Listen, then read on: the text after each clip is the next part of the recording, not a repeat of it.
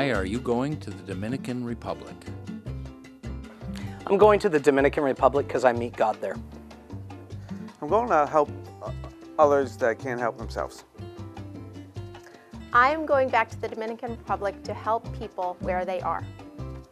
I'm going back to the DR this year because in 2011, this little girl, Mejaline, really touched my heart, and I want to form new relationships with other children. I'm going to the DR for a unique opportunity to help people. I feel that we're the hands and feet of Christ, so I think I can make a difference in people's lives. I'm going to the DR because I just feel compelled. Because I've heard it's a life-changing experience. So I'm Father Peter Sworn. I want to tell you a little bit about the Dominican mission trip, which we're running for the Diocese of Western Massachusetts. This year we have 27 people who are taking part in the trip, and we'll be leaving on July 7th and returning July 17th. All told, those folks come from a bunch of different Episcopal churches in the area. We've got a bunch of folks coming from St. Mark's here in East Longmeadow. We have a bunch of people coming from Christ Church Cathedral in Springfield. We have people coming from All Saints Episcopal Church in Worcester, and we have people coming from Trinity Episcopal Church in Milford, Mass, just off of 495. One of the cool things about this group and this gathering of people who are going on mission is we're like all spread out, not just geographically, but in terms of age, in terms of background. We have people who only speak Spanish and people who only speak English and a bunch of folks in between.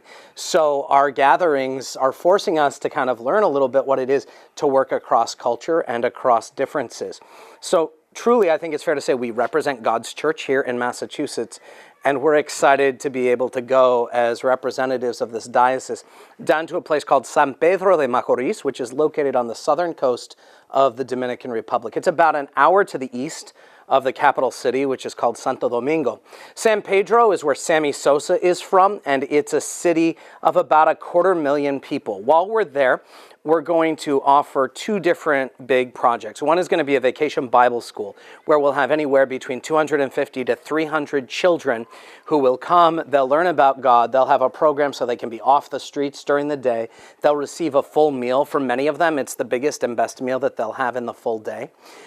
We'll take photos of all the children so that families can have photos of their children in their house. Many of the families, this is the only photo they have of anybody. This is also an opportunity for us to help connect those kids and their families with the Dominican Episcopal Church. And the reason that that's valuable is not only does it give them a chance to connect with a community of faith, but it also gives those families a chance to connect with the Dominican Episcopal schools, which educate well over 10,000 different children throughout the Dominican Republic.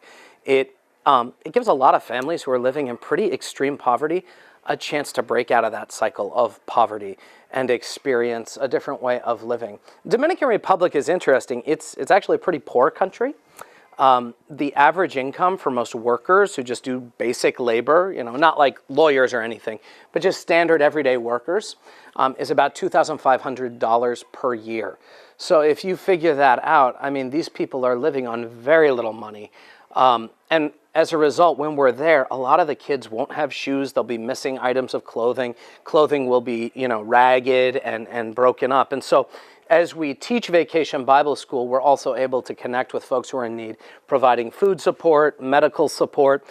We've helped put roofs on homes and rebuild different houses for families so that they can live a slightly safer and more secure life. At the same time that we're doing that Vacation Bible School, we will also be constructing a playground for children at the local Episcopal school. The Dominican Republic as a nation generally doesn't have many playgrounds for kids, so kids are playing in some pretty dangerous places. I remember one of the first trips that I went on, the playing field was just filled with shattered glass everywhere. So instead of that, we're going to find a way to put in safe, secure, and good playground material for those children at the local school so that kids can simply be kids. I'm inviting you to consider ways to help support this trip and be part of this trip. Taking part in a mission doesn't necessarily mean that you go to a foreign country. What it does mean is that you pray for the people that we're going to be with and that you pray for us. So please pray for us, especially July 7 through July 17. We're going to be sweating. We're going to be in unusual circumstances. We're going to be experiencing a different culture and challenges that are not everyday challenges, and we need your support and your prayers. So pray for us. Secondly, we're going to have lists of different things that can be donated that will support the Vacation Bible School, ranging from crayons to markers to glue to different items for crafts and games. If you're interested, please consider supporting the trip by donating those physical items. We'll be shipping them down in advance.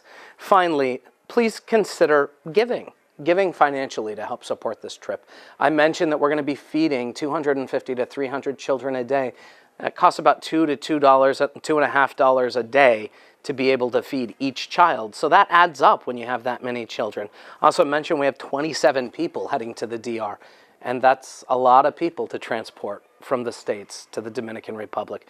So every dollar you give helps meet needs, real needs that exist in the lives of those people in the Dominican Republic. So thank you. Thank you for your support. Thank you for your prayers. Thank you for your time.